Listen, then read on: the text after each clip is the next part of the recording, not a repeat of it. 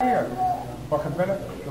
بس المشكلة لا، المشكلة حاجة واحدة بس، أن يأتيه من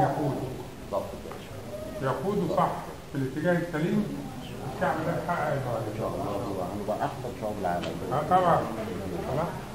هقول لك حاجة، في 73 كانت كل الحسابات بتقول لك احنا ما نجيش على اسرائيل. عنده يعني مثلا المفروض لما اهجم على حد يبقى انا عندي 3 لواحد، يعني عندي هو عنده 1000 دبابة يعني 3000. كان العكس، كان هو عنده قد مرتين. طب مين اللي هزمه؟ روح المقاتل الناصر.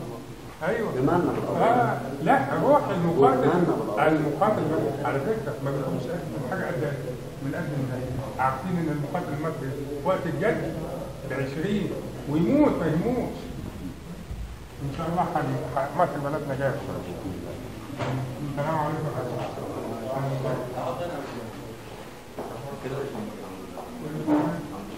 حاجه عظيم حاجه صحيح. قول لي بجد اسمح لي اتكلم عن اللجنه. صباح الخير. صباح الخير. صباح الخير. صباح الخير.